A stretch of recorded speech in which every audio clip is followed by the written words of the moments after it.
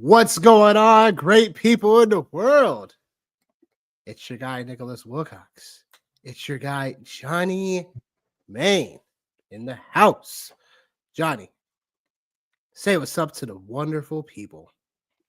Hola to everyone that is watching, and hola to everyone that is watching or that will be tuning in. Happy Friday, man. On this happy Friday, man. This is a little bit different for us, man.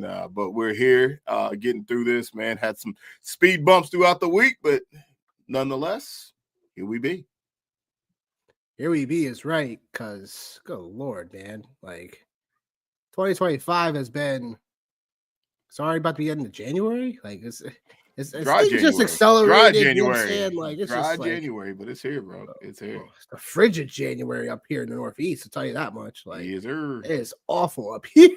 It is not good. I'm gonna go to my car. I'm like, can it get warmer? Well, we had a negative 14, I think, 2 days ago here in the great state, brother. So. Oh Lord. Yeah. Heck? Oh Lord. But yeah, look, hey folks, welcome in. Welcome to the 2024 Fantasy Football Recap Show. We have a bunch of things to talk about in terms of from the fantasy season, and Stan the man in the house saying 57 degrees in Fort Lauderdale. Yeah. Shit, oh yeah, that's that all day real long, cold. That's real cold, by the way. I take that all day long, brother. Seth saying that 57 degrees is cold, as in an insult to us saying that 57 degrees is cold. Man. And also saying that in retrospect that it's only 57 degrees, it's so cold. All right. You don't gotta turn that heater on, don't you? Up the heat. We appreciate you coming into the show, Seth, for sure. Had to throw on the tracksuit. Oh yeah. Oh, the big old Adidas tracksuit, right? Oh man. I'm gonna say, make sure you match the colors. That's it, man. Can't be out there flounging on them, man. Oh man, don't flex too hard. Oh shit. Oh boy. Well, welcome to Fantasy Football Recap Show, where we're gonna have a bunch of things to talk about in terms of how we saw the season in general, what went well, what didn't go right, what we can improve on for process next year, and make fun of each other for our takes. Yep. So without further ado, if you first time here, please like and subscribe to the video and this channel, because we have, although it's gonna be off season, we'll have some interviews along the way. We'll have things in terms of it's football content when things become more prevalent. You know what I'm saying? So between head coaches, between free agency status, how that it might impact certain team outlooks and stuff like that. And we have a bunch of still, content still to bring to you guys. So that being said, feel free to consistently keep on watching out for our videos as we make our overall videos known. So without further ado, Johnny, where you want to start? I'm going to imagine a wheel and just start turning it like it's the Price is Right. The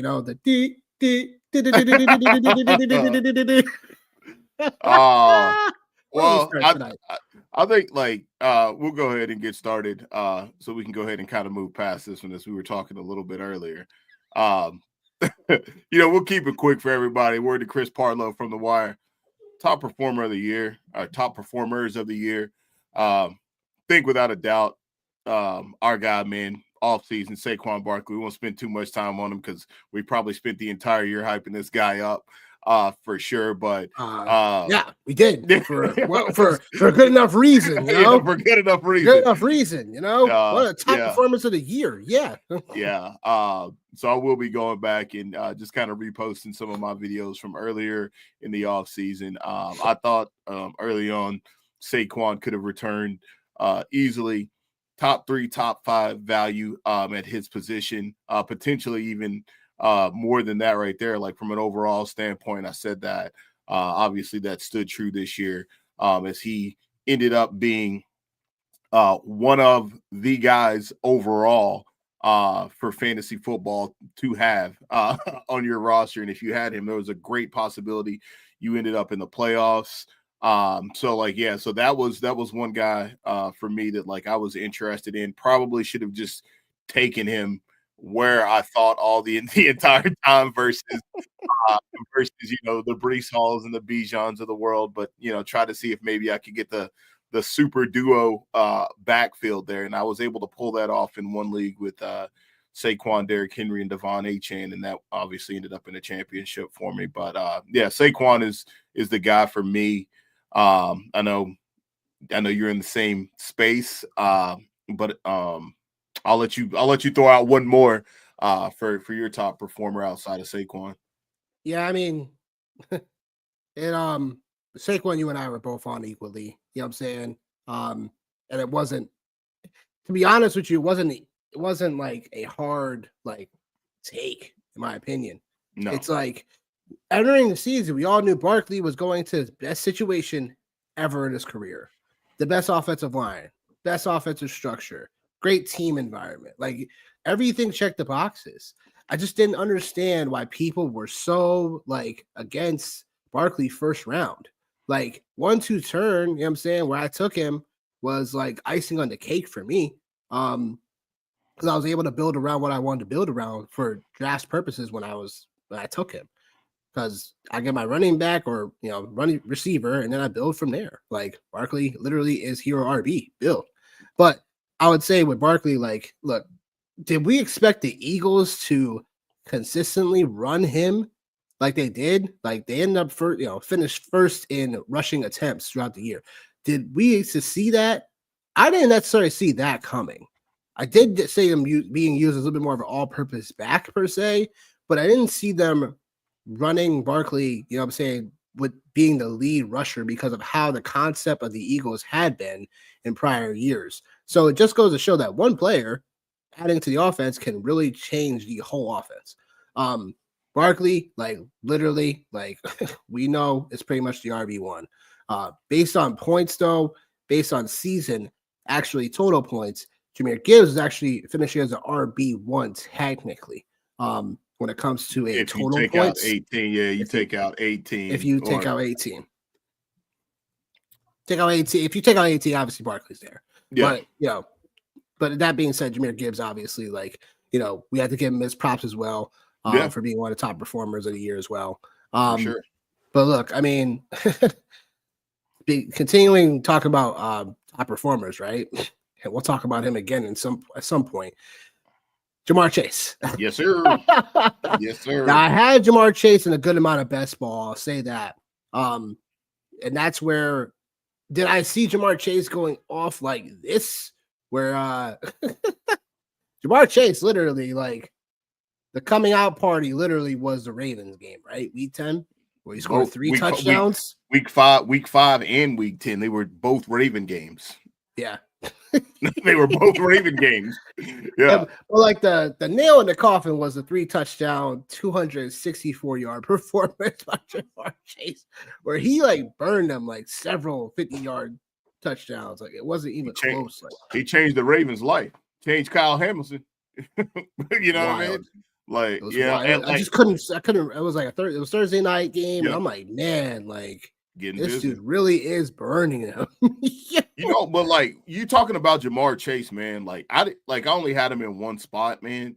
And I didn't have many season longs. I'll just say that I had him in some best ball lineups, but I was scared. I was scared because of the Burrow injury. Real talk, man. Like I ain't gonna cap. Like I was afraid of the Burrow injury. I didn't know how healthy Joe Burrow would be. And I think, like, not to kind of tip my cap all the way, but like that's one of the things, man. Like, I definitely, hindsight being 2020, is like, yo, like dude's a baller. And I think like he's definitely, I feel like he's QB proof. Because even last year when not when Chase, but when Burrow went down, he still had some games. I mean, he was a little dinged up coming down the stretch last year. But, like, I didn't have a lot because I was afraid of the Joe Burrow injury. And, like, Joe Burrow did nothing but just go out there and fucking ball out as well, man. So, I did have him in one league, and that team, it was a cookout league. And, that team kind of struggled. all year long. Just a super flex format, man. Like, QB kind of got me in Cooper Kupp, the demise of him. But yeah, man, like Jamar Chase definitely put on a clinic, and you could definitely make an argument going into next year for him to be 1-1. Obviously, you make the argument for Saquon to be 1-1. So I think that's definitely something that we can kind of keep tabs on during the offseason, is who would be the 1-1 next year. You said who will be number 1 next year? Yeah, 1-1. Chase? You Or said? Barkley? Yeah, Chase or Barkley. You could. Yeah. Or you're talking about between them two. I mean, yeah. I mean, look, Jamar Chase should. I mean, you'd be foolish. You'd be real fools if the Bengals didn't give him this extension over this offseason. They've been known to be cheap. Definitely. When it comes to both of these guys, they look like you could definitely take either one of those guys number 1. I wouldn't be like, whatever. We knew this year, like coming into it, segueing into disappointments of the year. There's a lot just based on like just based on where players finish, but also injuries and stuff, and how it also panned out, and how certain teams definitely regressed as well. So the first one, I mean, it's clear McCaffrey was a disappointment of the year. McCaffrey, literally the strangest of things, like, what I'm saying, like, just like the weekend before the season, the weekend before, like basically everything started for the season. It's like all of a sudden, like late Sunday or whatever, that Sunday before the Monday night game, we find out that Jordan Mason is going to start for the Niners, and that McCaffrey is going to be put on the IR. Right. And to be honest, like, I wasn't as big on McCaffrey because I knew coming into it that I wasn't gonna. I took him some best balls, but I wasn't gonna take him season long because McCaffrey, as great as he is, like the rumors of him dealing with X injury here, this thing, what I'm saying, stuff like that, and then the Achilles was flaring up on him. It's just like there was a lot of things going into the season where I was like, I'm not gonna take him as RB1 or number 1 overall. Because even if he was healthy and even if he did have a stellar year, I would have ate that. That would have been something I would have been okay eating. You know what I'm saying? But it's like with McCaffrey, we talked about a player that was dynamic, but we talk about a player that's also like, he had injury prone issues before, even in Carolina. We all know how Shanahan likes to use his running backs, like to run them to the ground. Like, just a shocking factor that was being put on IR, not once but twice in this season, and really never finding his groove like at all. Was a big disappointment for anyone that drafted him, in general. But if you draft him, obviously number 1 overall pick, top 5 pick, whatever, like, boy, you were looking at your depth really early on in your seasons. So yeah. Well, he only played 4 games. And like, I wouldn't even call it 4 games, man. I'd really call it probably closer to 2. 3 and a quarter, I would say. Yeah, he looked great on that run in Buffalo. Then all of a sudden, he left that game, and I'm like, oh no. Yeah, I wasn't. I'm a big Christian McCaffrey fan, but like one of the things, like for me, is when it comes to running backs, like you definitely have to think about like the age factor, for sure, and like him being where he's at, which kind of to not to backtrack, but as you mentioned, like with Saquon, like why some people were really hesitant, to take him. Injuries would have been like the main reason why people, would have hesitated to take him, right? Because if you've had Saquon in the past, you probably had to deal with all the injuries. And I think, Christian McCaffrey, he kind of had that same stigma, right? And then he got traded to San Francisco, and then it's like, all right, like he's back, and now we're back. We're back with the injury piece. So just wasn't really feeling it this year, man, to your point. A lot of touches, a lot of carries. So I stayed away from it.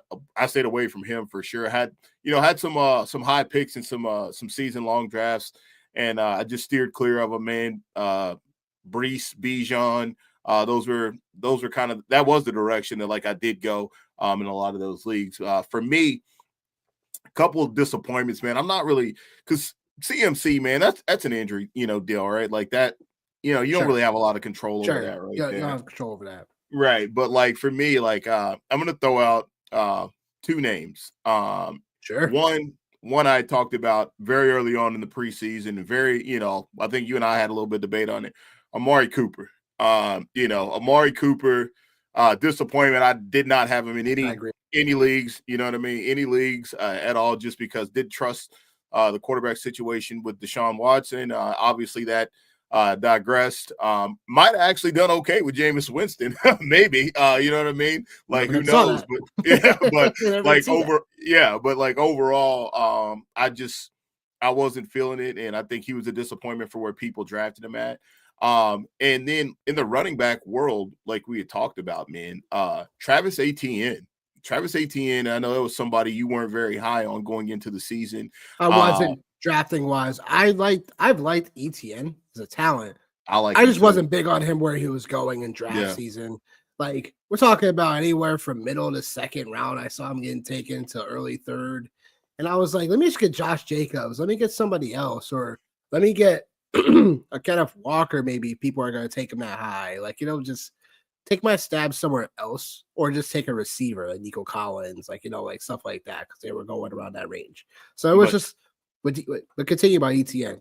I like him as a talent, but I like him as a talent too, man. And he was a saving grace for me the previous year, man, just from where I was able to get him. And I was cool with going back to the well. I think we all thought that the Jacksonville Jaguars offense would have taken another step, and actually it took 2 steps forward and 3 steps back. So like for me, like I think that was a big disappointment was Travis Etienne. And then my last guy that was a big disappointment, I didn't have him in any leagues. I drafted him a lot in basketball actually. But then like as draft season started to progress, I kind of took a step back. And I think it kind of plays perfect into our next segment, but like Rachaad White. Rachaad White was, top 8. Like, you know what I mean?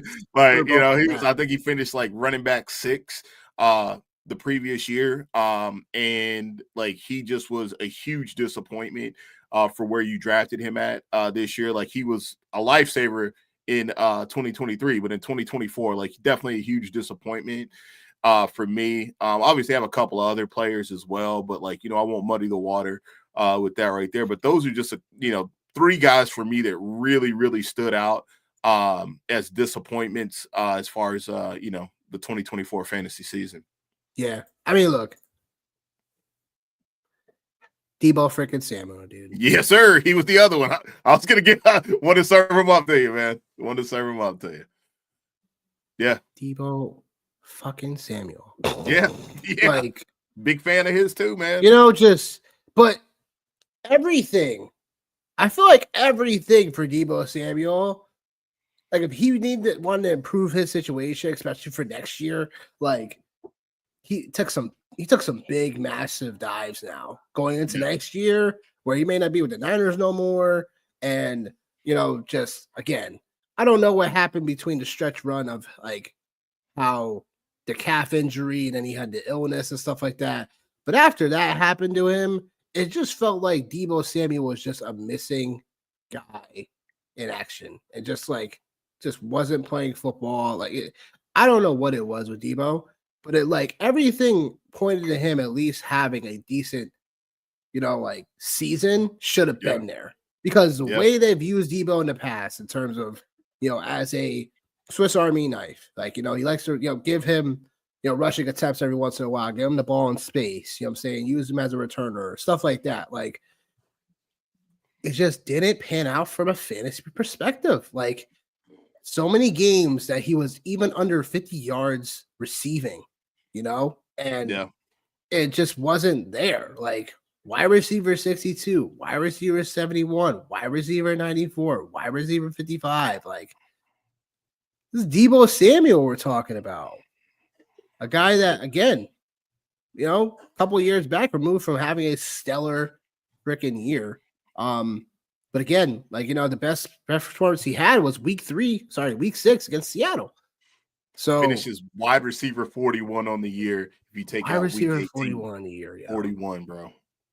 Yeah. It's just like, this is why in the past and on me, I usually strive to stayed away from Deebo Samuel because he was if he's not being utilized in a multi-purpose role, he doesn't have as much value. And walking into this year, I thought it was going to be a little bit different. And then especially, his price rising a little bit more before the season started because of McCaffrey, the unknown of what was going on with that. And then even then, even though you drafted him and stuff like that, you maybe traded for him and you're thinking like, yeah, I'll trade for Debo. I think he'll still be able to be used in a multi-purpose role. And it just felt like that never really happened this year, like in a way that we are used to expecting. Well, he wasn't used in that role, like for sure. And then, like one of the other call outs, like on him too, man. Like, I think we talked about it in Ohio a little bit, man. It's always been a lot of conversation about his route tree. And I think like, Yep. Eventually, those things like kind of start to show up. And I think you've seen that, man. Like you've seen that show up this year as far as like his route tree. And then like, there was just so many, I talked about it and I always talk about this, like just this disclaimer. Whoever loses at the Super Bowl, man, like God bless you for taking anybody on that team for next year. God bless that team because they're probably not going to be successful. Like there just hasn't been a track record for teams that go to the Super Bowl and lose in the Super Bowl to be successful. What do you define as success? Getting to the playoffs and winning a game, right? Like that's what I would define as success for the team. And even like from a fantasy standpoint, right? If you just go backwards last year and look at the Philadelphia Eagles and Jalen Hurts last year, very similar thing, right? And like I know you can't always just put a bow on that and just put it out there and say like that's what it's gonna be. But like between Brandon Ayuk, between Trent Williams, Christian McCaffrey, like there were just like it just felt like there was not a lot of stability there for them all the way across the board. And like he was the guy, he ended up being one of the fall guys for that, man. So like tough year for Debo, man. Like I said, big fan. Like I would even have said, if somebody would ask me last year who one of my favorite non-Steeler football players would have been, I would have told you Debo Samuel in a heartbeat because I love him. Like everything he stands for on the field and like what he does, but man, like dude, he flopped like concrete cupcakes this year, brother. Yeah, speaking of flopping, and I don't know where I stand in this player still, I'll be honest. Because now going into this offseason, another year older, and his offense in general, like, took a crazy turn usage-wise, Miami. And I'm talking about Tyreek Hill. Yep. Like, Tyreek Hill, like, this is supposed to be a guy that, like, like he is a really, he's supposed to be your high tier wide receiver one for, don't even think about taking him out of the lineup, this, that, and the third. Like, don't get me wrong. He was Tyreek pick Hill, number one in some leagues, man. He was the number one overall pick in some leagues. Right. And everything on paper made sense to do so because not number one, but I would say within the top first 8 picks because Tyreek Hill we knew was a burner, a ton of speed, still knew how to get open, still had that rapport in the Miami offense that we knew that damn near 2000 the year before was a fantasy football friendly offense too. Yeah. But as the year went on, not only did we have Tua out for a good portion, but you also had just weird QB starts. They finally settled on Snoop Huntley. But like even then, it's like the offense was really hampered when he was in for majority of the year. And then this offense just never got right. It feels like to the point where like we were expecting. They never reached expectation. And Tyreek Hill, 939 receiving yards in the year with 6 scores. Like is fine for a guy that you draft like 6th round. But Tyreek Hill, we're talking about Tyreek Hill. He didn't even get 1,000 yards receiving. He even got 1,000 yards receiving, which is like pretty wild to think about. Wide receiver 18 finishing on the year. Just not going to cut it, man. You know what I'm saying? It's just for a guy that we, would love to be a guy like Tyreek Hill that would be flashy. But there's debate about him going into next year because maybe he, you look at his speed on tape, it's not as, it's not as magnificent as it used to be.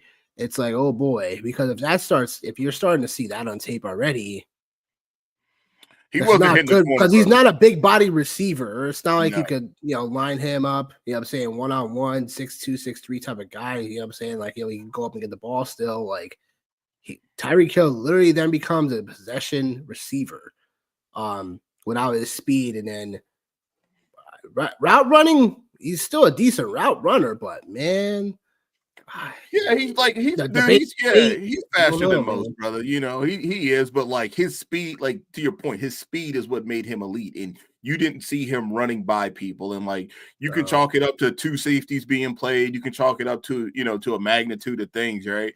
But I think like we've seen, and he is a little bit older too, like in retrospect, he is a little bit older.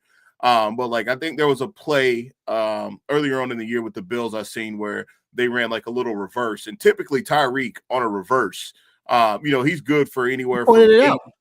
from Pointed 8 it to out. 11, and like he just didn't get there, man. And like when you start to see things like that, like that's what's troubling is that right there, man. Like when you get into the red zone, like when you're going lateral instead of vertical, like like that's still tough to defend, right? Because all the moving parts on defense, route combinations, things like that for the offense.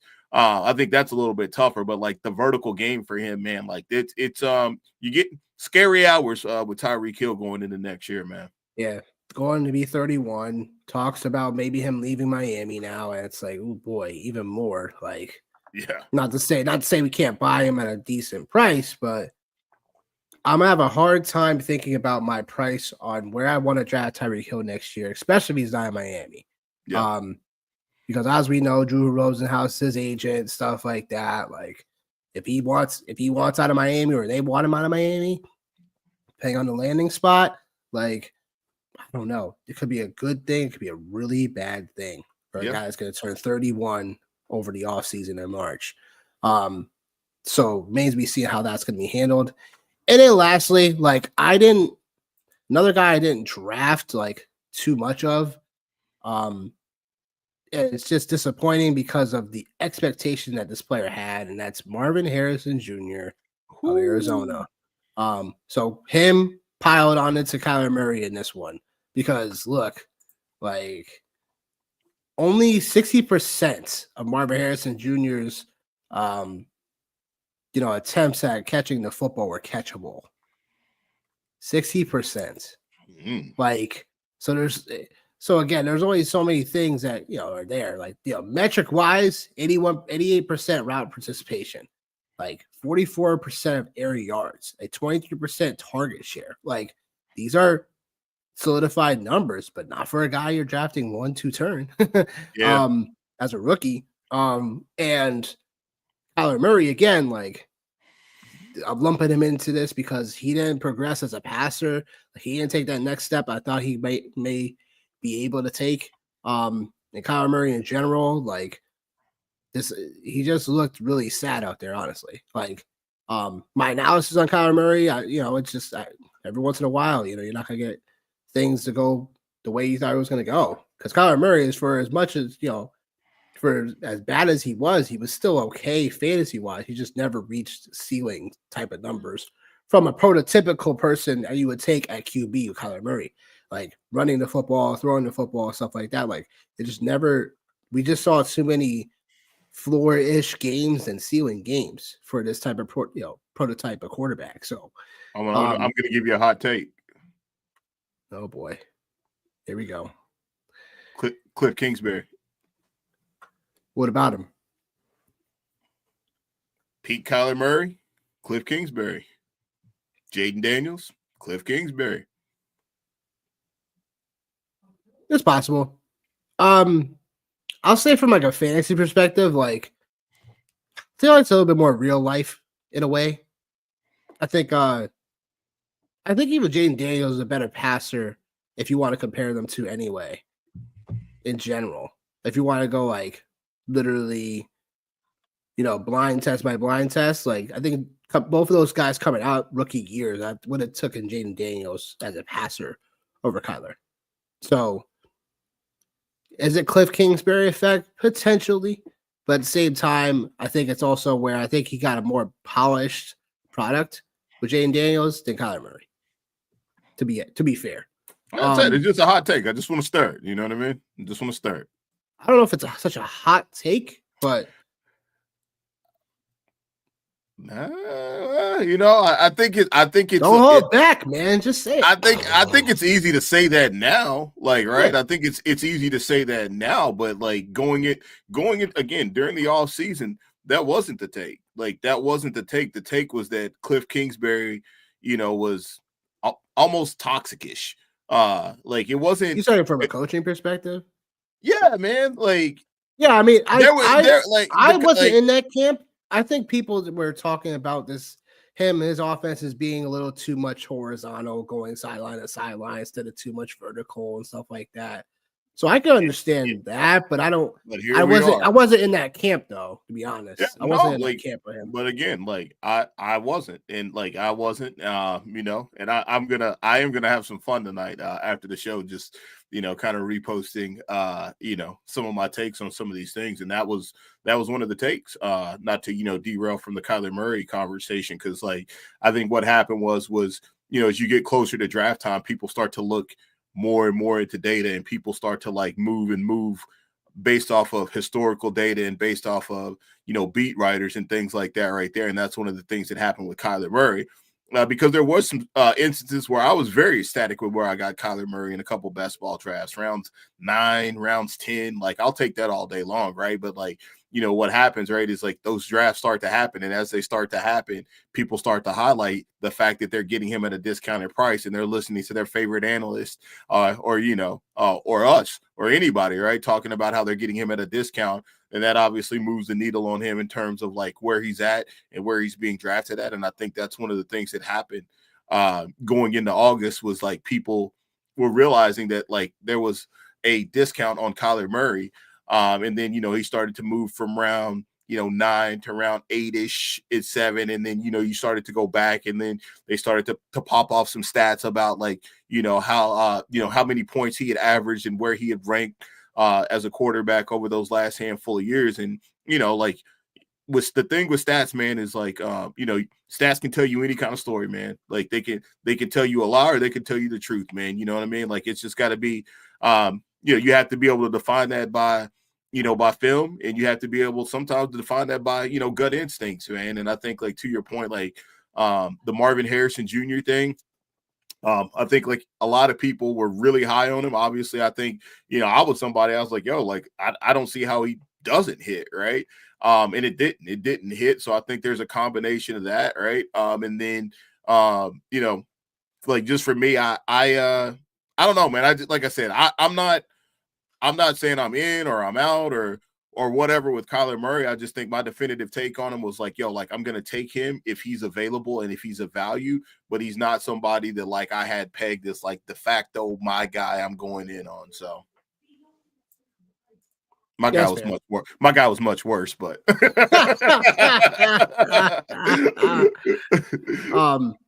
and then last disappointment really quickly is, to a certain degree, is CeeDee Lamb, right? Like this Cowboys offense, that duo, like Cowboys in general, like we're expecting, again, CeeDee Lamb was a guy that, again, we were talking about in the offseason, similar to Chase, where it was like, we're drafting him, right? Like, but where? Like, because he was starting to go all over the place. He was starting to go middle of the first for quite some time, then fell to the late first, then early second. You know what's crazy? You know what's crazy though, man? It's like I thought the same thing about CeeDee Lamb. Like I thought the same thing. And like the season ends and he's 5th in total wide receiver points. And I think like, and I think like that's one of those ones where like I think like because we expected so much more, but again, like another narrative. And I don't know if I actually put this out. Maybe I did, I can't remember, but like I think towards the end of the year last year, he had a lot of favorable matchups coming down the stretch. Detroit, Philly, a couple of other like really the year prior you're talking about. Yeah, absolutely. For him to be MVP for him to be propelled into the number 1 spot. And I think even right, like I think like as we sit here and we talked about Jamar Chase previously, like I think it's probably going to be a very similar situation with CeeDee Lamb, right? Where his production didn't match where we drafted him at, because last year the same thing with Chase. Like, we were drafting Chase at the 1 and the 2 last year, and then the injury happened, and then he kind of slid back down boards a little bit, with all the other shenanigans that are going on. I have a very, very similar feeling that CeeDee Lamb is going to fall in that. We'll same get that space. discount for him next year. Yeah, that's understandable. I think, and the only reason why I say he's a tad of a disappointment, he's not like a full bust disappointment, right? It was only really because even when the only reason why he was a disappointment, because it was like people were relying on CeeDee Lamb to get into the playoffs, and some people probably didn't make the playoffs because of what happened. But when people probably did still have CeeDee Lamb entering into the playoffs, like there was still some fruitful games to at least get you to a championship game, because he didn't play week 17 because of the injury, but at least he would have probably got you there.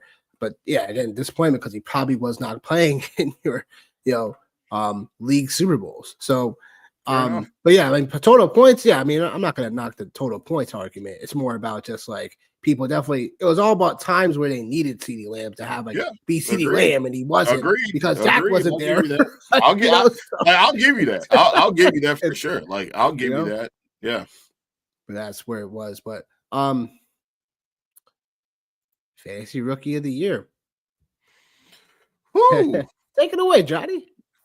Take it away. I know you got a few. I got a few, obviously, as well. But kick us off, man. Kick us off. So, like, for me, man, I'll start with Malik Nabers, man. Of course, I know. that's fair. And the reason why I'm starting with him is because I had a really hard time. Like, I had this phobia, and I've got to get over it. I have this phobia of good receivers with bad quarterbacks on bad teams. And when I I wouldn't say I wouldn't say to get rid of that. I just think that these situations can become more individualized, because I have a phobia, bro. I don't mind the phobia. It's more about just, again, sometimes certain situations call for that. You know what I'm saying? Like, if you said that during Jamar Chase's rookie year, I'd be like, no, because he played with Burrow. He played with Burrow. Literally, Jamar Chase's rookie year, he was on every team that I had. He was on every team that I had. But Malik Nabers, I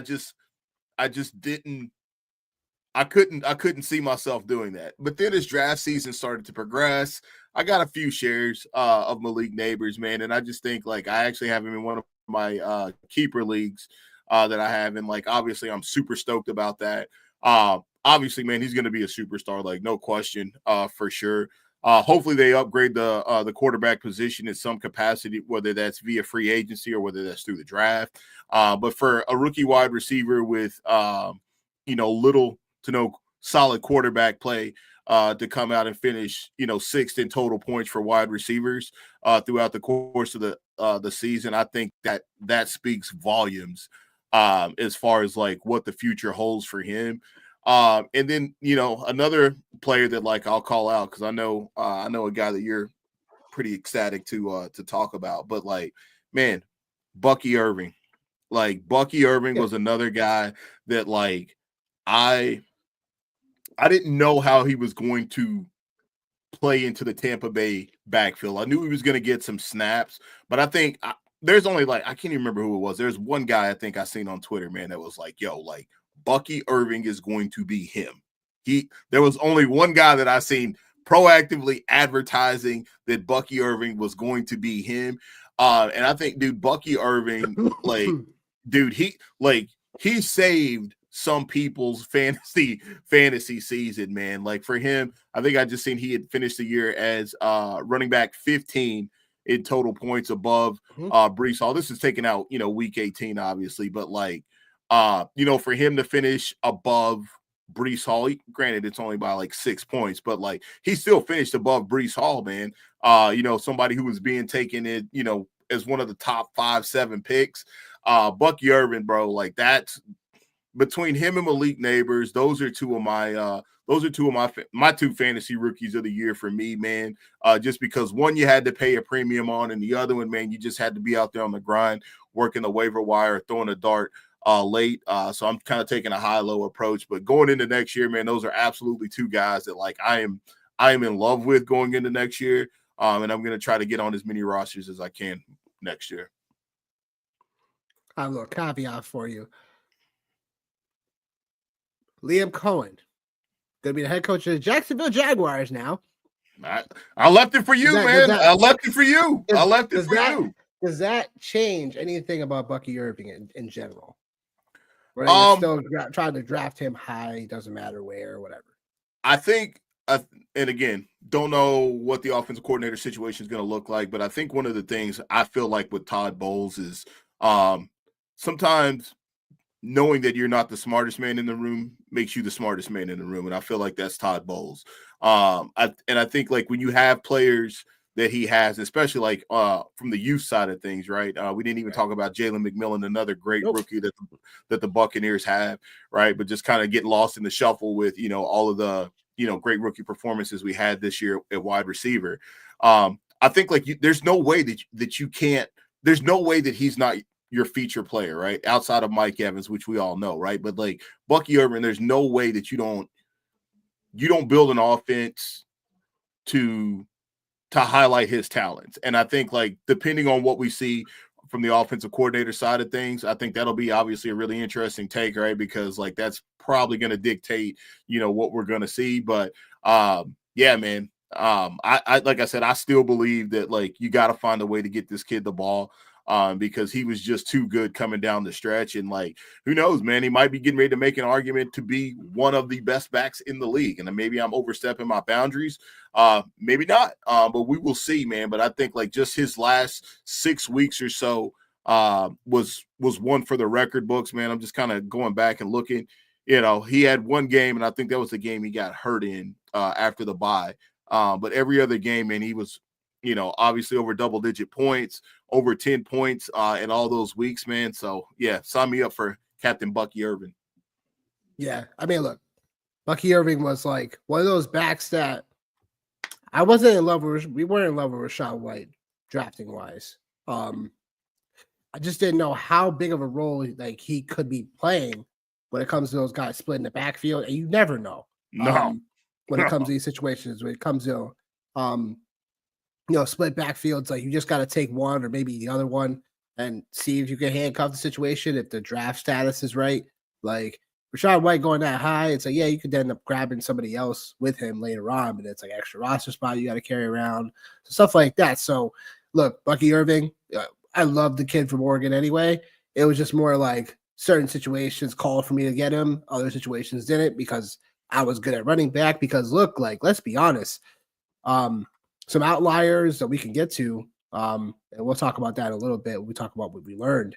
But there was definitely some outliers when it led to some of these running backs in general this year. So, but yeah, Bucky Irving, like I have no problem with it. It's just more about how does that offense change in the offseason, depends on who our offensive coordinator is going to be and whatnot. But fantasy rookies, man.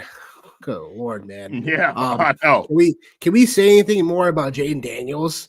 Like, good Lord, Jayden Daniels. Like, talked about him later, like a little bit later in the offseason because it was like, you were starting to see like how good this kid really could be. And so easy to say this now because he's about to be in the conference championship game. But it's in more entirely to how weapon like prototype what I talked about earlier. When we talk about Kyler Murray, it's prototype. Like a guy that, can sling the ball, can run the ball for a QB position at an efficiency level. Daniel Daniels did that for people that especially waited for QB. That's where, our guy Rich Rebar, in terms of the Konami code quarterback, like this is exactly the prototype, the prototype you look for in a guy that can, get you to a fantasy championship, help you win one. I'm sure he definitely did that for people who had him. Yep. So there was that, like, he's not only my rookie of the year, but he's also like the actual NFL rookie of the year in my eyes. Cause like, yeah, look what he did. Like, you know what I'm saying? So no brainer. But I think every year we look for that. at the QB position anyway, especially for a prospect that comes out running the football, throwing the football, like Caleb Williams, stuff like that. People were still drafting him and stuff too. But if it was going to be a rookie QB we drafted, it was going to be Daniels for sure, just because of what his skill set brought. I think people look too much into how, he LSU and this, was it LSU product guy or was it really him? Just and the third, so I'm glad we put that to rest. But another guy that we talk about the same school, Brian Thomas. Yeah. Yeah. Man, I just loved watching this guy's tape coming out because look, like everyone was on League Neighbors, and I was like, I don't mind like Neighbors think he's a phenomenal talent. I just knew the value wasn't Brian Thomas.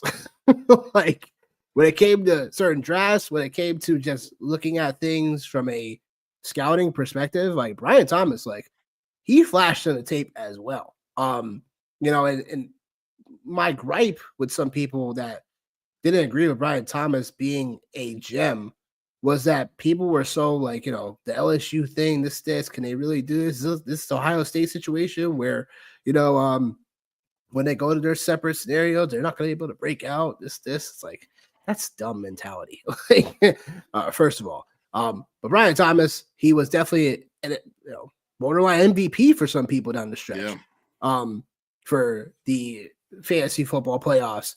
And Brian Thomas, man, after the bye week, man, they clicked. And that's what happens. Like, that's why I tell people be patient with the rookies because especially, Bucky Irving had a late bye week. Like, what I'm saying? Brian Thomas had a late bye week. Jane Daniels had a late bye week. But Jane Daniels, like, once he had the bye week, it was pretty much time for your fantasy football playoffs. Yeah. So I mean, look, like, I think every year, like, you got to take your stabs at rookies. Like, you have to. You don't know what it's gonna be. But the better strategy I can tell people when it comes to rookies is that if you could take them a little bit later, if you can, or potentially stash someone that has the overall metrics, that has the overall potential body of work and the opportunity. Those are the things that have to come up. Like Brian Thomas had the opportunity pretty much like I would say week 2, week 3, whatever. And then Christian Kirk definitely. I was about to say like that's the only reason why I know Brian Thomas. I knew he could play, but like I didn't have any shares of him, and I didn't have any shares of him because shame on you. No, man. Like I think right, like hey, $150, right? Like I think like to have Christian Kirk do what he just did previously, and to have Evan Ingram in the situation that he was in, that to be we forgot about it. But I'm not going to categorize him as disappointment because of the injury piece. But I just think for me, right, I don't that sucked. But like I look at it like, if he was on the field and you didn't tear it up, that's a disappointment for me, man. Like that's kind of how I gauge my disappointment. That's fair. But I just Brian Thomas, it was the fact that like there were those 2 other guys that were there, and then like what ATN had been in the passing game. It wasn't a fact of like, do I think he can play? Because like I know he can play, but it just was going to be as the opportunity there. And the pathway was cleared when Christian Kirk went down, when Evan Ingram went down. The path was clear for him to get peppered with targets. And it's like, okay, like we really have something special here from a volume perspective, an opportunity perspective, from a talent perspective. Like it's all there. And like you mentioned, man, sometimes it's just about, some of the dominoes falling in the right place. And that, in my opinion, I'm not taking anything away from him because I think he is a great player. And I think like he is absolutely a dog. But I just think everything fell in place for him to line up every week and get, 12, 15 targets and to be able to showcase that. And like, again, like the Jaguars weren't playing in any meaningful games. You know what I mean? So, but I not to take away from what he did, not to take away from who he's going to be next year. Cause I think you'll see probably pretty close to the same damn thing, man. Word. Definitely. I mean, look, like there's going to be opportunity to grow now. Like now Liam Cohen being the head coach, like I'm interested to see how this Jacksonville offense is going to be one of those things where what Liam Cohen did with the Bucs this past year keeps the Jacksonville Jaguars on my radar. And we'll see how ADP shakeout, stuff like that for the upcoming year. But I look forward to seeing what Brian Thomas potentially does in year 2, because I think he could definitely, take this on. He could definitely be the bona fide number 1 in this offense. There's definitely potential for it. Because look, they got rid of Calvin Ridley and they drafted a guy like Brian Thomas. So it's like, that could continue to roll. Who knows? Last but not least, because look, like this guy. Now, normally, every year at this position, it seems like there's like one elite person at this position, and then the rest falls off. I'm talking about tight end. I'm talking about Brock Bowers. Like, good Lord. Like, Brock Bowers, literally, like, did something that hadn't been done in 63 years. You want to know what that is? I'm not even that old, so that's pretty sick. What's that? I said, I'm not even that old. That's pretty sick. Brock Bowers broke the most receiving yards record for a rookie. It's crazy, yo. I don't even like. I think he's like. I won't steal all your thunder, but I'll just say I thought he was a better football player than better fantasy player. Yeah, and like, yeah, me too. We agreed on that. I only got Bowers in one league, unfortunately. Got him in some best balls, but I was getting sniped left and right for him when I wanted to take him. And again, like you missed out on someone like that. It's one of those players that, like, if you have it in like majority of your leagues, you're like running laps for. Like, but like you said, like, I think analysis wise, like, I think tight end was all over the place. I think people had different pinpoints on where they wanted to target their tight ends. Like, if you were on the cheap, like you were trying to grab all the value at other positions and then waited for tight end, and you end up getting Bowers, that was wonderful. Yeah. For you. Like, that's the perfect strategy in terms of that. But I will say, like, also, if you grab the tight end like Laporta, if you draft a guy like Mark Andrews, Kittle, Njoku, like, there was just tight ends was super spotty. Super spotty this year. Tight end was super spotty this year. Everybody, bro. Everybody. McBride was great, but he didn't score a touchdown until like week 12, week 13, something like that. Like, it's crazy. So yeah, tight end was very spotty outside of Bowers, which is very unusual because you usually have at least like one guy that you drafted like the 3rd or 4th round, 5th round that gets like elite status and position, but then it just never really went like that. It was like backwards. It's like if you got Bowers and the rest of the guys, it was like, yeah, the rest of the guys. But yeah, Bowers, like, yeah, we all thought he was a great football player versus like a fantasy like asset, but honestly, definitely qualifies for being rookie of the year here as well. Sure. Like, if you definitely grabbed them, but that's where, again, like, sometimes it's really hard to dictate these situations because we all thought the Las Vegas offense was like not an offense that we really wanted to go running to the running to the cooler for, wasn't itching to go grab that offense. But right. that means, even bad offense, they're valuable. So that's what it is too. Most improved player. There's a few options here. Could go based on position. We can go based on just like, how things shook out. How do you see it in terms of improved player? For me, man, there's definitely one guy that like I was all over drafting, like in best balls, tried to get there, man, in season long, got to him in a couple places. He was really popular for me with a lot of my super flex teams. And for my fellow Steeler fans, this is painful for me to say, but it was Chase Brown. That was a guy that like it was hard to ignore last year coming down the stretch. It was hard to ignore that, like, yo. I'm laughing because I didn't think you were talking about him.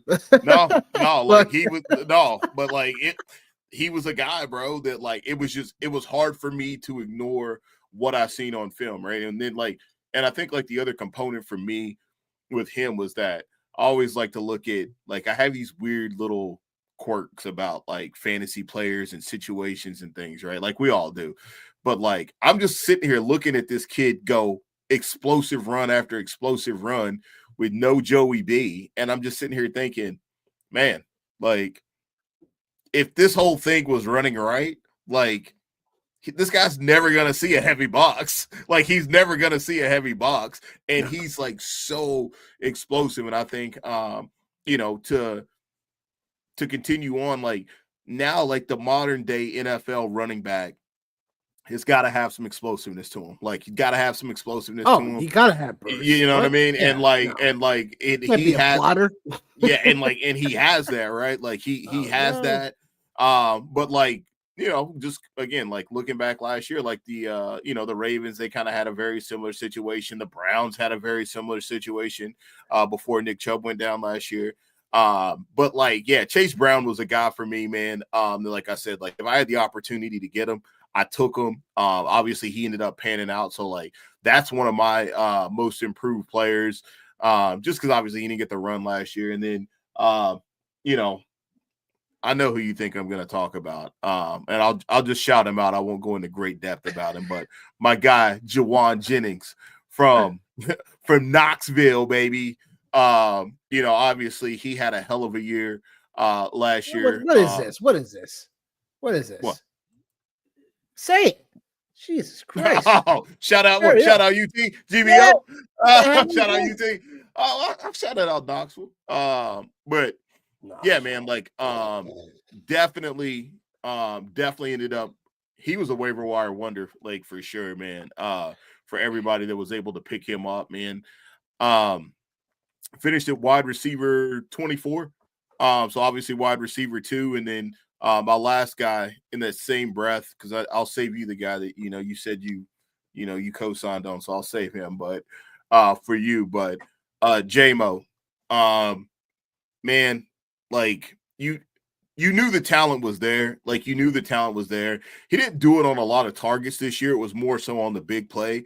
But you could just, yeah, you could just, yeah, and I know that's a little bit risky for some people.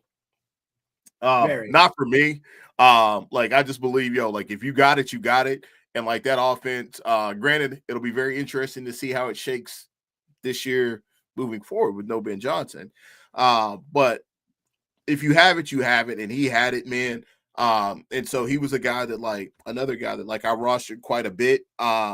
Just because, like I said, man, as you were talking about earlier on in the previous segment about taking your shots with rookies and things like that right there. I know he's not a rookie, but, like, the suspensions and things like that, especially for people that, like, don't really pay attention to college ball and stuff, like, if you're not watching, man, like, you're missing out, because in essence, what you're getting is you're getting a preview of what these guys are going to look like in the league in some capacity. If maybe it's not 1 year, maybe it's not 2, maybe it's in the next 3 to 4 years, you're getting a preview of what it is that they look like. And you can see that Jameson Williams, man, his speed is second to none out there. And I think just schematically with, ASR and Laporta, like, there's so many mismatches across the board. There were with the Detroit Lions. So he was another one of my most improved fantasy players of the year for sure. So. I love it. It's one of those things where, J-Mo was like, he was on my sleeper list for sure. And people were like, what? It's like this, but dude, look at everything that we look at when it comes to third-year breakouts, and look at how the whole third-year breakout. Yeah, I mean, the whole third-year breakout, but it was also like the weaponry that they were going to fall into. Like, there was going to be a way for him to get some type of carving in his offense. Like, and we all knew Detroit was going to be a good offense, but my goodness, I didn't expect him to average 4 touchdowns a game. Right. But with J-Mo, it's like he gave him that. He gave that offense that extra, not only boost but also stretch, where it was like you had to watch out for them running the football a ton and play action. But then it's like off the play action, it was Ahmad Ra, it was Porter to some degree, but it was like J-Mo down the field. So stupid light, man. So, like, it was like some things where it was like, man, like, J-Mo was something special to watch on tape. When it comes to most improved for me, I start with Jackson Smith-Njigba, because we're waiting on Jackson Smith-Njigba last year in particular. But again, it was like just the offense just never synced up for him. And the problem with with that was like people were definitely second guessing it. We're like, is this guy really who we think he is? Sophomore year, stuff like that. Um, but in terms of JSN's draft status, it was like I was so happy when I got him and drafted that out like 8th round or 9th round. I was like, man, people are slipping on this guy. Because of the opportunity that's coming around, new offensive, new head coach, new offense in general, like Geno Smith looking competent. And what led to this improvement for JSN was obviously Metcalf being out of the lineup a little bit, them getting away from Lockett a little bit too much as a full-time player, and also the fact that they wanted to air the ball out a lot more. Seattle for a good majority of the year was leading the NFL in passing attempts, so it only led for more opportunities for JSN. But the fact that it was like the game I believe he played against the Rams where he went buku berserk. He had 180 yards receiving and 2 scores, something like that.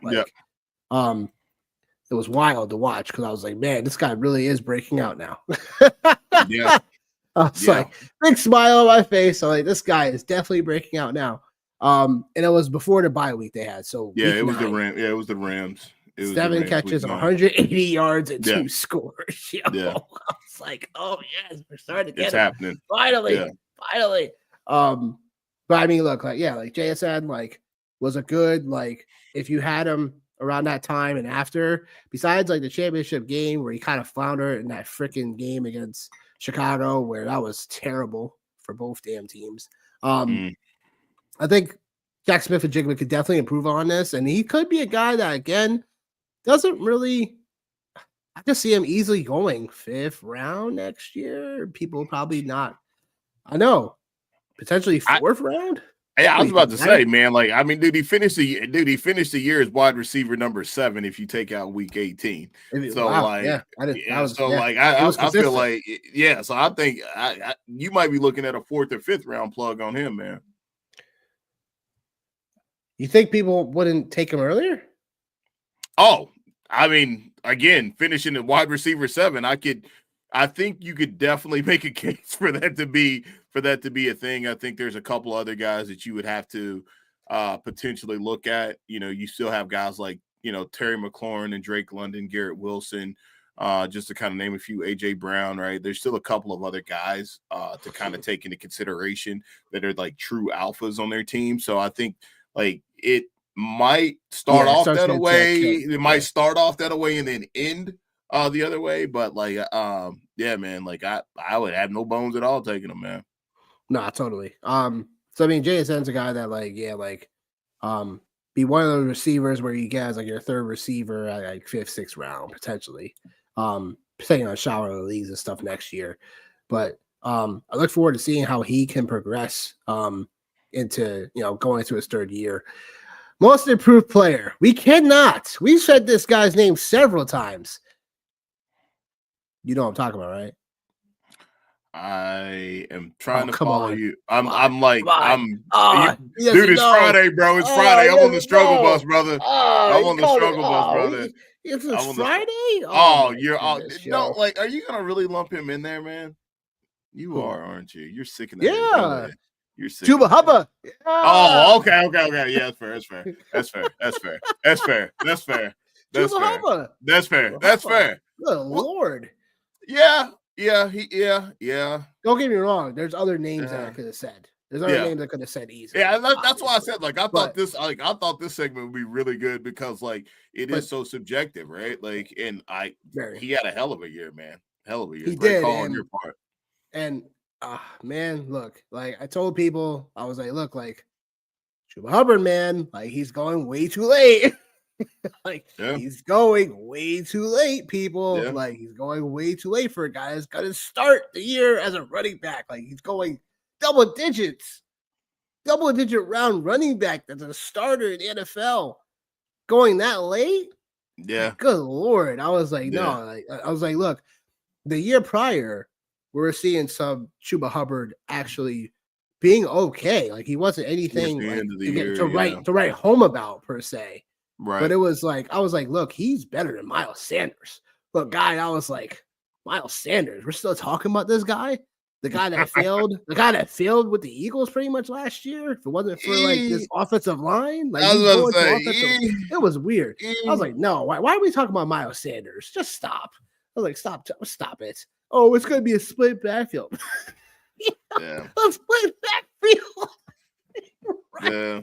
Oh, Yeah, split well, backfield. Like, and then Brooks, man, oh man. the whole Jonathan Brooks thing too, man. I think Well, like that was and like he played a big like, role, obviously. right, and that's why, like, I think, man, like as we talk through some of these players, man, some of these situations just and like obviously, bro, like we got no control, like we don't know, man, like it's No. just sometimes there's a little Not bit a of luck video that game goes. where like, oh yeah, I'm gonna put this guy Yeah, in. We're gonna... there's a little bit of luck involved in it, man, and like Of it just course. again, like there's the clear path for Chuba Hubba. But it was right there for people. I'll just say It it was was. right there. It was right there, and it didn't cost you like barely anything, in my opinion. So that's Yeah. like these are the spots and situations where it's like, yeah, we can't control that and whatever, but it's like you got to see a situation and you got to be like, look, I'm just gonna stand this hill. You know what I'm saying? You come with me, you don't want to, whatever. But logically, it makes sense. And the worst case, like Jonathan Brooks could have came back that week 4. They were talking about him potentially coming back week 4 or whatever. And it's like, okay, whatever. Like, that could have probably been it. Like, you know what I'm saying? Chuba Hubbard would have probably had a couple of weeks because he had that week 3 against the Raiders where the Panthers all of a sudden just was a football team with Andy Dalton back then. Yep. Yeah. Because remember, Bryce Young was like, they were teeter-tottering him. And then, Andy Dalton started that game, and they looked like the Carolina Panthers all of a sudden, where, Chuba Hubbard had over 100 yards rushing, 114 yards. He had 5 catches, 55 yards in that game. And then we're like, what the heck is this Carolina Panthers team? This. So that went on for a while. But then look, like Chuba Hubbard, like he had several games where it was like, whoa, who's this guy? Like, and he even, I mean, the best part about this most improved is that this guy actually got a contract extension. Yeah. In season. Yeah. What? Yeah. Chuba No, Hubbard. it's and now Jonathan Brooks, unfortunately, now, like, I just hate to see that. You know what I'm saying? That he retore his ACL. Like, it's just, it sucks. You know what I'm saying? That's the only, like, unfortunate about this story. It's the unfortunate part. Yeah. So now Chuba Hubbard, like, look, like, he probably ends up going what? In my opinion, ends up going into that 7th, 8th round. Like, if everything stands still, they don't bring in nobody else or whatever, or maybe they draft a rookie they're not as highly on, whatever, stuff like that. Like, whatever reason. I think Chuba Hubbard could still be had 8th round. You know what I'm saying? The tier in which we probably got Chase Brown in this past year, he could probably go in that tier. With Carolina potentially in general be an improvement on the rise next year. It's possible with Bryce Young. But I will say Chuba Hubbard, again, one of the most improved players because of he literally came out of nowhere that people were like, why are we going to hitch our wagon on this guy type of thing, and sometimes the situation opens doors for it. So, but no, I'm trying to figure out if I want to, you know what? I'll have him be he's not my MVP, but like my guy, like I'll call out one other guy. He's in that tier. I'll call out another guy, man. Just because, is it a quarterback? No. Okay. No. Continue. No.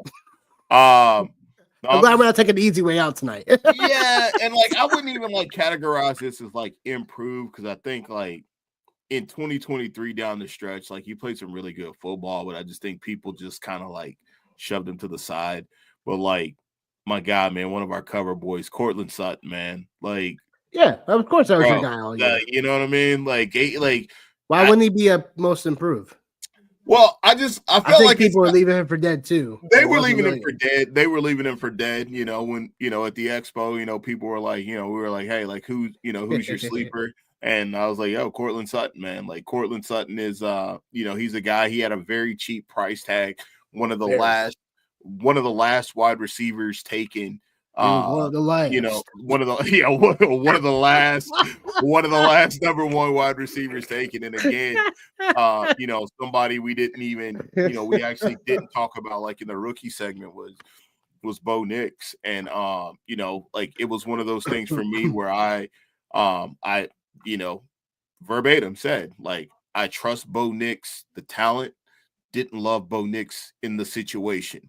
But Bo Nix, the talent, overcame the situation. And as a result of that, the beneficiary of it was Cortland Sutton, who finished the year, I believe, wide receiver 14 or wide receiver 15. Yeah, wide receiver 15 in front of some of your favorite wide receivers like AJ Brown and Tyreek Hill. Just to name a few. Like just to name a few, man. Your rapper's favorite rapper. Oh God. You know what I mean? Oh, but I think I think he's a guy going back into next year that probably still going to be a value because people, maybe they do love the Bo Nix story or whatnot, but like just Cortland Sutton, man, one of the cover boys. And, like I said, man, just a situation I was heavily invested in all angles, man, in the offseason. So, for as well as some things didn't go, man, some of my calls were definitely spot on. And Cortland Sutton, I'll just go ahead and kind of, we were talking take your about victory lap, bro. I was like, I need to go ahead. I was like, I need to go ahead and take it, man, because I'm gonna let it pass, and I ain't gonna say shit. But I'm gonna go ahead and say it, man. Cortland Sutton, take your victory lap. Definitely called that one for sure, man. Sip your tea. That's what it is. Pinky, don't forget the pinky. That's what it is in dry January. Sipping that tea, drinking that water, baby.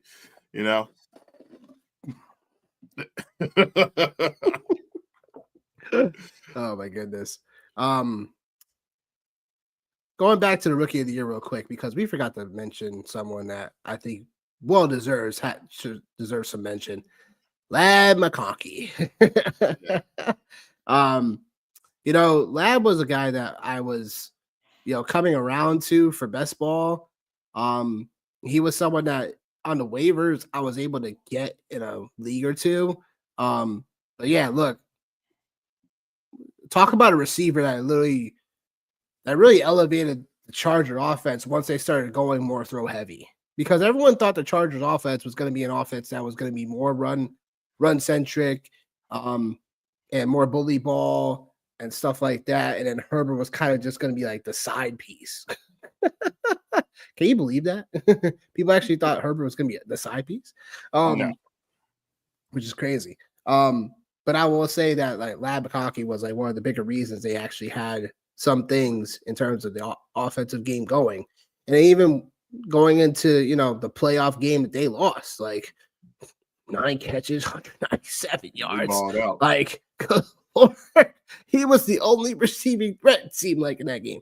But I mean, look, like, I didn't expect to that degree something like that at the end of the year for Ladd, but I did think that he had in his profile. There goes the light again.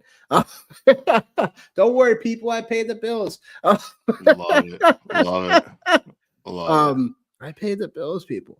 And not the little Bills team this Sunday. But like, talk about that on Sunday. Oh God. Do we have to? No, kidding. But with Ladd in general, like, he did have the prototype to be this receiver that was going to be a lot of possessions. A lot of catchabilities, similarities to Cooper Kupp, stuff like that, like where he could, deliver in space. So again, for Ladd, like, wanted to mention him because he was someone that, he definitely deserved more mentioned, before the season started, and didn't get enough of it, in my opinion. So coming into next year, I think that he should be, unless the Chargers go out and get another, like, boundary threat per se, I think Ladd can still play both boundary and inside. But I think in terms of if they do get an actual boundary threat, that could really help Ladd as well. So remains to be seen how that will go, but wanted to mention that real quick before we went into the favorite fantasy moment of the year. Johnny, your favorite fantasy football moment of the year? Oh man, I will have to go. I'm just thinking about like what was the one for me, man. I had a couple that I thought were pretty that I enjoyed, man. I enjoyed, I think it was week 17 or week 16 with JT. Yeah, week 16. Shut up. Could see that one. Sorry, folks. We had to make sure we mic'd him real quick. because he mentioned Jonathan Taylor. Could see that one coming from a mile away after he dropped the ball before he got into the end zone in Denver. You just knew that he was going to come back with a vengeance. Had like one share of JT, in all my leagues, but like that was just a week that like was very profitable for me, just in relation to that's fair. Yeah, just made you money. That's good. Yeah, just in relation to knowing that like he was going to absolutely come out and smash, right? So I think that was one of my favorite moments. Was seeing that happen and just being able to actually call that moment. And then one of my other favorite moments, but like I guess I can categorize it as a favorite moment because at the time it's like, it's like I was gonna use a terrible analogy, but Ja'Marr Chase, we already talked about it earlier on in the show. Like just seeing him absolutely just torch the Ravens, knowing at that point in time the Bengals were so far out of the playoff picture at the time that like this was doing nothing but I thought damning the Ravens' playoff potential. But even though they still ended up winning the division, that was one of my favorite moments, was just seeing them absolutely struggle with Ja'Marr Chase in a losing Cincinnati Bengals team. I think they actually even ended up pulling one of those out. I can't even remember like what happened on both of them, but like JT was that was one of my favorite moments. And then I can say too, like the Derrick Henry Buffalo Bills game. I had Derrick Henry, had a lot of shares of Derrick Henry in a lot of leagues. The 199, I went to go put my kids to bed. I went back into my bedroom and I was like, what just happened? Like, what just happened? And they showed this mammoth of a man just, going bananas out there. So those are probably my three favorite moments of the year. Ironically enough and grossly enough, they all involve AFC North teams because my team is incompetent offensively. So yeah. Yikes. That's the best word we can say for it is yikes. You're right. Yikes. Oh boy. I will say one of my best moments of the year was when I literally screenshotted you the week I went undefeated in all my leagues. That's fair. It was like something that, when you play like 9 or 10 leagues, you're like, oh my goodness, this light go. Very bad, very bad. Oh, my refund, damn it. No. When you play 9 or 10 leagues throughout the year, you're like, you dream about like a scenario of that happening. So that only happened once, but it happened twice where I won all leagues that week. And I was like, yo, like, we have a right cast of players this week. Good. Yeah. And that was one of my favorite moments. I would say another one of my favorite moments is Saquon Barkley, baby. Like, like it's too easy. Barkley. It's way too easy for us. It's too easy, man. That's why I just stay away from it. It's too easy. It's too easy. My daughter even knows about Saquon, bro. My daughter even knows about Saquon. Nah, but you'll just sit there on the couch. And I'm like, and there you go. It's like, especially against the Rams that night. I remember that Sunday Night Football game where he ran all over the Rams like twice, nice like 70-yard runs. Yeah. Oh yeah, it definitely was. Yeah. Hit the reception. Hit the reception. Just yelling, Barkley. Hit the reception prop.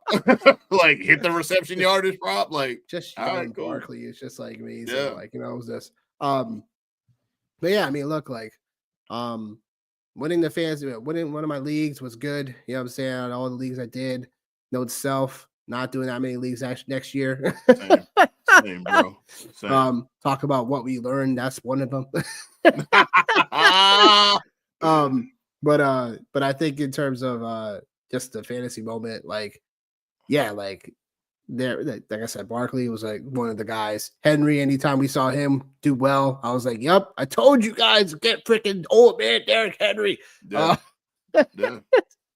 And again, like, look, Jaden Daniels, man, looking like, just watching him play and then really appreciating him these last couple games, because it's like does not be fantasy related, but it's like, like this guy was not a rookie. We all knew that. Yeah. And it's like the way he maneuvered, like the way he just like carves, we're looking at like a future superstar in the league, which is like Guaranteed. nuts too. So, fantasy MVPs. Now, this criteria, I kind of what? Go ahead. What are we doing? Fantasy MVPs? Because criteria wise, I'm all over the place. Because is it someone that helps you win your leagues, like in a championship scenario, or was it more just like who got you there? I mean, both of them are equally important, but well, this is going to be a shocker for people that are listening, but okay, all right, is it? I ain't even 26. Like, nobody with a chip. Yeah, not shocking. like, like I just like, again, like a lot of things just lined up perfect for me. With that team, that by far Saquon Barkley, Devon Achane, Derrick Henry, Kyler Murray, Jaden Daniels, Jameson Williams, Malik Neighbors, Ferguson, Calvin Ridley. That was my championship team, super flex. Just knocked that one out of the park in the Sirius XM Do Good Listener League. It's a league I've been playing in through Dan Claskins for the last 3 years. It's pretty cool, man. You know what I mean? Good cause, man, vets and shit. So like that was definitely one. And then my hometown league, man, I didn't win the chip in it, but like it was just, I just was around all year long, and like some guys that like again made that possible. Bucky Irving was somebody that was around all year long because I dealt with a lot of injuries. Ken Walker was somebody that I had to deal with injury. Chris Olave injury. Brees Hall coming down the stretch being hurt, right? So like I didn't win. I only won one chip. But like again, like just some players that really kept me relevant throughout the course of the year, man. Again, Malik Neighbors again, and Derrick Henry, draft night out, my keeper league, had another like touchdown heavy league. So I guess for me, probably my MVP, I guess, just based off of volume would probably be Derrick Henry. Just in the amount of leagues that like I was in the amount of leagues I had him in that like I got deep into, and like I had a respectable record. So like had more Derrick Henry than I had Saquon, but obviously put me in a pretty good place. Because guess who had more Barkley than you in those leagues? Me. Yeah, well, you weren't playing in all of those leagues. I wasn't playing all. I'm no, just saying but the leagues that we were in, I had Barkley in both. Yeah, right. Like, yeah. And again, man, it is what it is. Because I definitely think, between the two of us knowing that draft night out league, both of us got the raw end of the deal. But I think we both know, had it not been for the phantom guy with David Montgomery in his lineup every week, at the end that you and I in the final. Yeah, and I would have felt really good about that situation, for sure. But as my old coach used to say, if ifs and nuts were candy and butts, we'd all have a Merry Christmas. You and these damn freaking quotes. I talked about him before the playoffs started. And I'm still rocking with that as an MVP because he did help me win one. Adam fucking Thielen. Adam Thielen. Adam Thielen. White chocolate. God. Yeah. I lost a bet on him too, actually. No, you didn't. Swear to God. How? Before the season started, a guy at work, we were talking, and like he checked in here a couple times, and I don't even know how we landed here, but we were talking about we were talking about Adam Thielen and Deontay Johnson. I was like, Deontay Johnson will absolutely have a better season than Adam Thielen, bro. Like, Lord, absolutely, bro. Like, what are you talking about? Like, that don't even make no sense. Yeah, you know what I mean? And like, obviously, like, there was no type of structure around like, oh, well, if he plays this or that.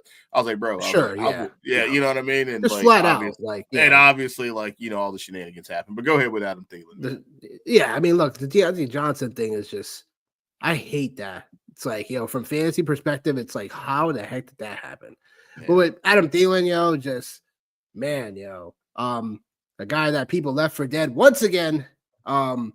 But yeah, like he had some really good performances. You know what I'm saying? Like after the bye week, Yeah. because majority of the first half he was hurt. So he was just on waivers chilling. So if you're able to scoop him up, saw Bryce Young doing well, it's like, okay, well, maybe he can do something. So wait it out and you play him because receivers were looking.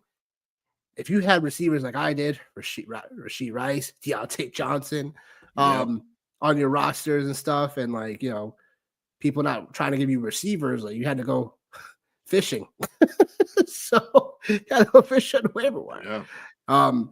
But yeah, like look, Adam Thielen was an MVP. You know, he had 5 catches, 110 yards, 2 scores in the Week 17 match against Tampa Bay for your championships, and that helped me. Joe McMillan was a fantasy MVP. Yeah. Yeah. The kid, oh my goodness, Joe McMillan, like unreal what he did down the stretch. Like Brian Thomas, same thing. Like I said, the rookie receivers, like you know what I'm saying, like sometimes you got to hold out for opportunities. And there goes the light again. It's gonna be a running joke now. Week 14, 15, 16, 17, even week 18, he scored a touchdown. For all you psychopaths playing in the championship in week 18. That was definitely not me. But yeah, McMillan, man, was a fit MVP. But yeah, Barkley obviously was an MVP of mine because you know I had him in more than half of my leagues, which I was very happy to have had. Even though I came short on some of my teams, I had Barkley on. It wasn't because of Barkley. But it is what it is. I think what we learned in general when it comes to fantasy football is that hey, you need some luck. You need to make your own sometimes. And you're gonna have to have your own luck too. But I will say that you can do everything you can to put yourself in position. Sometimes it just doesn't work your way. That's fantasy football too. So I will not be playing double-digit leagues next year. I'll tell you that much. No, bro. I'll just play more best ball than anything else. I'll just play more best ball. Man, brother. You know, to have that more exposure, right? But yeah, the grind for fantasy football season, like, is definitely give you the highs and the highs and the lows and the lows, like for real. I'll just say I'm proud that I've been doing this since 2008. First couple of years were actually like, just free leagues or whatever have you. But to come to shaping a form what I'm doing now for season longs, it's like making the postseason. Like, as long as you make the postseason, you have an opportunity. So it's like, I feel like I've been doing that the last several years in a row of just like not having a team really flunk out. You know what I'm saying? Like to a point where it's like, you have no shot at making it. It's like, I know I put my rosters in every single chance or opportunity to get there. And then that's all you can ask for at the end of the day. So I think moving forward, it's like process wise, it's like you're constantly looking at seeing how you can improve your process in terms of like what you should have been on sooner or whatever have you. It's not exactly regrets. It's more about just like, okay, like the reason why I had picked this certain player was because of what could happen, which is what we do in general. But it's also where it's like looking at other intangibles and be like, okay, like I was on this player because, and that's why. Like, I was on some of these rookies because they were potentially going to get opportunities where they're going to get to. Like, there were certain guys I was on and I was right to be on. And then there was other guys I was like not on for a while and then turned up to bite me in the butt. Jonathan Taylor later on in the year. Like, talking about guys that you missed in general, like, the Burrow situation. Like, Burrow had a historic, like, record of at least 225 passing yards and 3 touchdowns through the air. I think he broke that record for the most. I think he ended up having 9 straight games, I think, something like that, right? I don't know the math. I believe it was 9 straight games that he had. Nonetheless, like if the Bengals were in the thick of things, like he would have been, like if they were a playoff team, he probably could have made a case to be the MVP of the league. And I think what I learned was like outside of like that situation, right? Like sometimes it's draft Kyle Pitts, right? Oh no, and you know what? Actually, I'm going to take this moment. I'm glad you reminded me of that because I do my best Wheezy impersonation sometimes, man. I just freestyle it and make hits. I got a new name for Kyle Pitts. Oh, boy. You ready for it? You ready Nope. for it? Nope. Yeah, you are. And I'm just going to refer to him as this every time. 36, 24, 36. Why? Bust. We have breaking news. We have breaking news. The Cowboys have officially hired Brian Schottenheimer as their head coach. Yeah, we have to talk about this next week. I can't do it right now. I can't even do it right now. We'll talk about it next week. I just want to give it as breaking news. Can't do it. So what are your thoughts on Brian Schottenheimer real quick, though? No? Nothing? All right.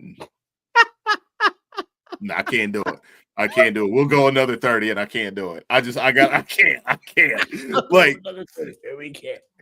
So what I learned was, and I think like this happens like with a lot of people, right? It's like just a lot of outside noise, right? Like we had a lot of situations, we had a lot of players this year. There's a couple of narratives for me. And I'll wrap it up, but like one of my narratives was like we had these elite pass catchers with very questionable and suspect quarterback situations. One of my very first videos I made was around Justin Jefferson and how I didn't trust him to be drafted where he was at. Definitely wrong on that, right? But that was thinking that JJ McCarthy was going to be the quarterback, which we still don't know how that's actually going to shake out. And Sam Darnold, I didn't think he was the answer either. So wrong on that. Jamar Chase, Joe Burrow injury situation, wrong on that right there. Right.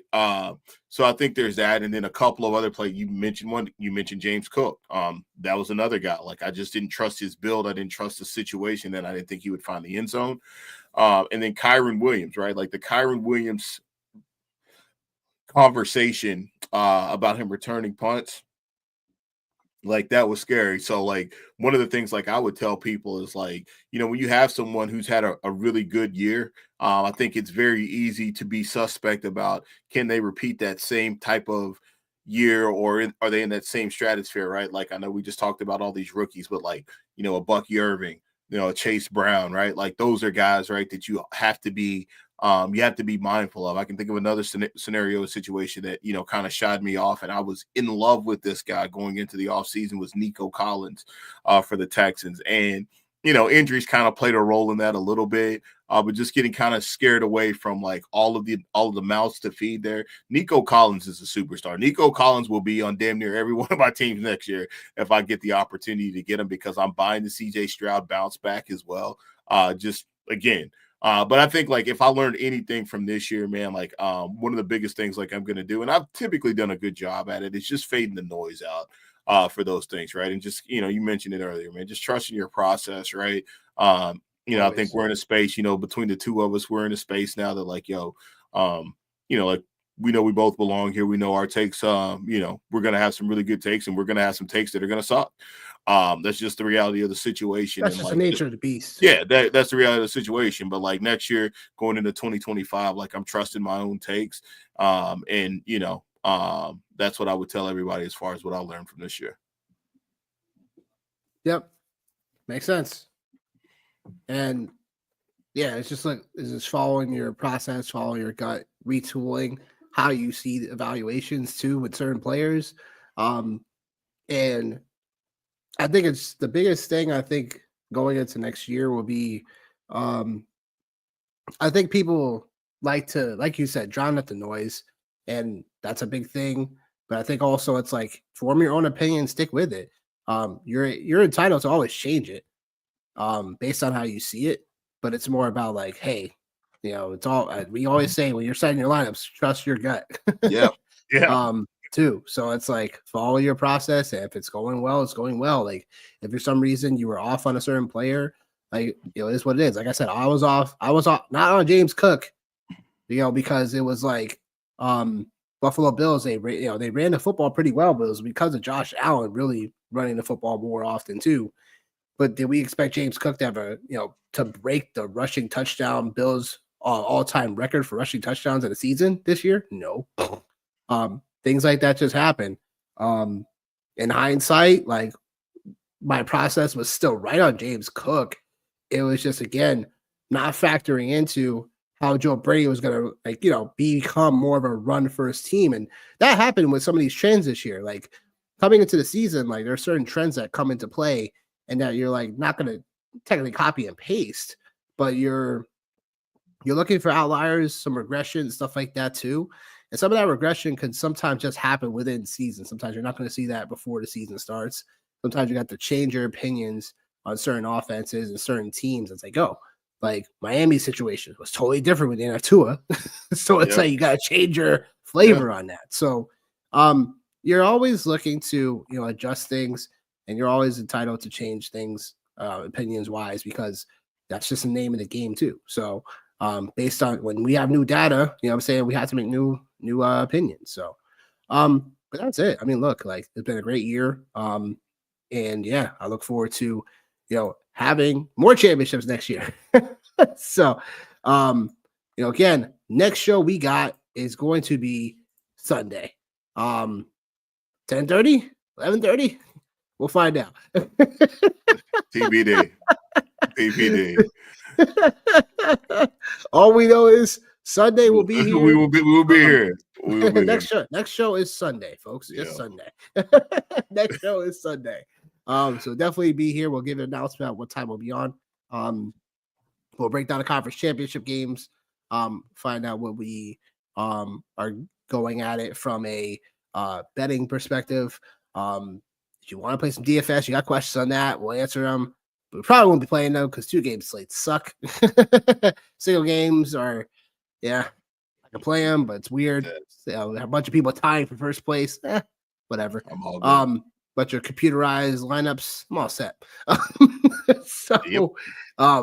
But join us then. Until then, we'll see you guys then. Peace.